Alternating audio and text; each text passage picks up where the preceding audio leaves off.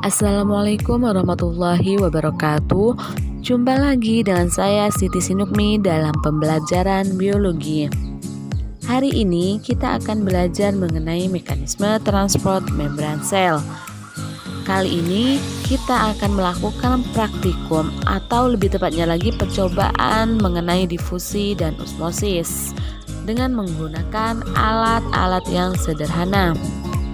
Adapun kompetensi dasar yang harus kalian pahami yaitu membuat model proses dengan menggunakan berbagai macam media melalui analisis hasil studi literatur, pengamatan mikroskopis, percobaan, dan simulasi tentang bioproses yang berlangsung di dalam sel. Tujuan praktikum kali ini yaitu untuk memahami proses terjadinya peristiwa difusi dan osmosis.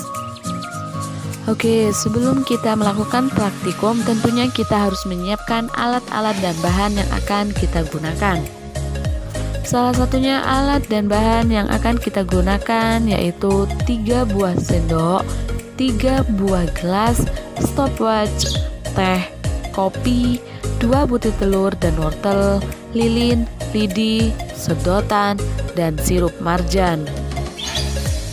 Oke, di sini sudah ada beberapa alat dan bahan yang sudah saya siapkan dan siap untuk melakukan praktikum.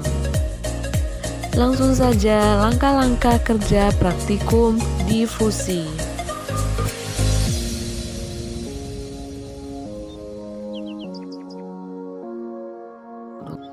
Langkah pertama, menyiapkan 3 buah gelas yang sudah diberi label A, B, dan C. Gelas pertama A yaitu diisi dengan air panas, gelas kedua diisi dengan air es, dan gelas ketiga diisi dengan air mineral biasa. Setelah gelas sudah siap, kita menuangkan air ke dalam gelas secukupnya. Selanjutnya kita memasukkan serbuk kopi secara bersamaan di 3 gelas. Oke, kalau air sudah siap, kita langsung saja masukkan serbuk kopi secara bersamaan pada 3 gelas dengan suhu air yang berbeda. Dan tidak lupa pula stopwatch kita nyalakan untuk mengetahui perubahan yang terjadi di dalam gelas tiap menitnya.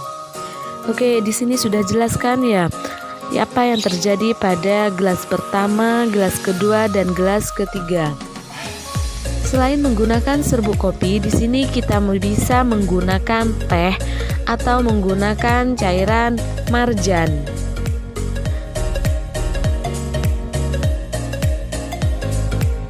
Setelah kita diamkan beberapa menit dan kita amati kembali, tentu ada perbedaan warna pada tiap gelas A, B, dan C. Pada gelas A yang berisi air hangat atau air panas, itu warnanya lebih jelas, lebih pekat ke coklat-coklatan. Pada gelas B warnanya lebih bening, dan pada gelas C warnanya agak kecoklatan tapi lebih coklat yang gelas A. Oke, setelah melakukan praktikum, apakah kalian sudah tahu apakah itu difusi? Apa yang dimaksud dengan difusi? Bagaimana prosesnya? Tentu saja sudah tahu kan? Difusi adalah perpindahan zat padat, cair maupun gas dari larutan berkonsentrasi tinggi atau yang biasa kita kenal dengan nama hipertonis ke larutan berkonsentrasi rendah atau hipotonis melalui membran plasma ataupun tidak, sehingga konsentrasi larutan tersebut sama.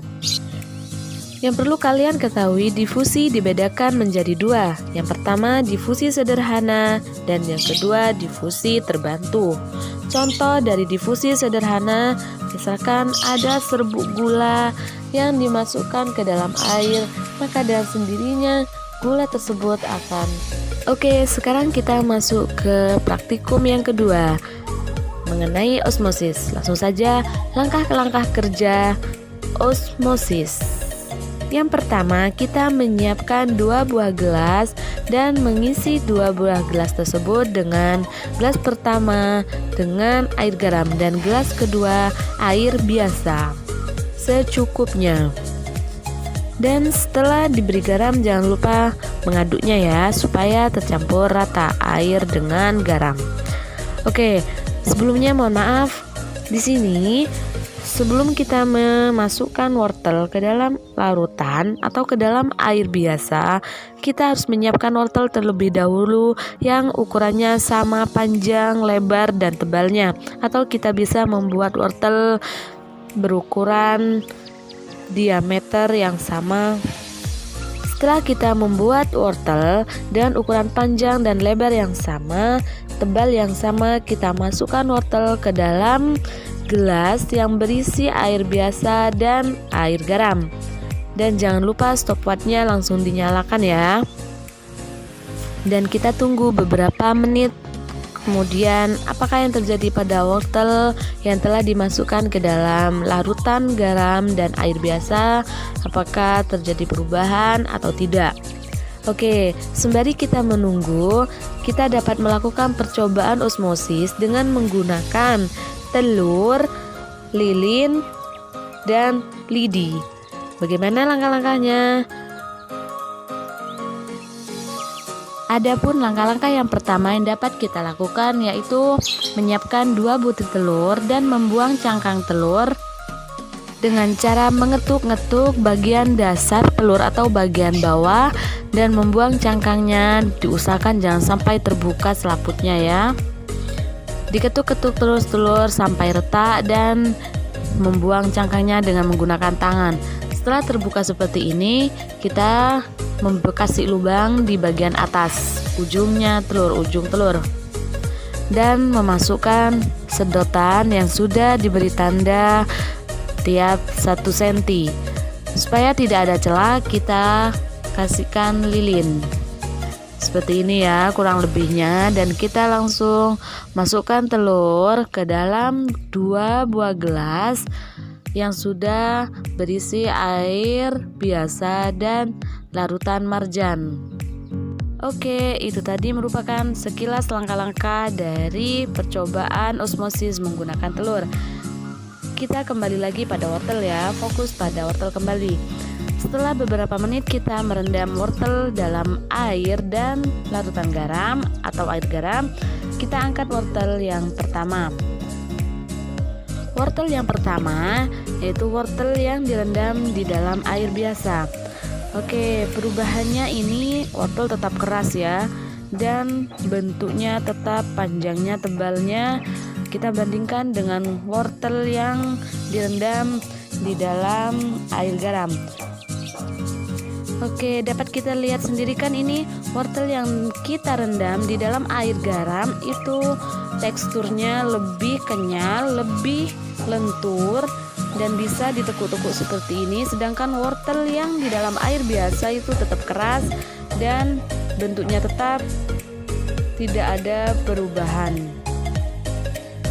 Oke, jadi setelah kita melakukan praktikum, apakah osmosis itu? Apa yang dimaksud dengan osmosis? Osmosis adalah perpindahan air atau zat pelarut dari larutan. Osmosis adalah perpindahan air atau zat pelarut dari larutan hipotonis ke larutan hipertonis. Oke, setelah kita melakukan praktikum, dapat disimpulkan bahwa proses yang mempengaruhi proses difusi yaitu suhu. Karena semakin tinggi suhu, maka kecepatan proses difusinya semakin cepat. Begitu juga sebaliknya, semakin rendah suhu, maka kecepatan proses difusinya semakin lambat.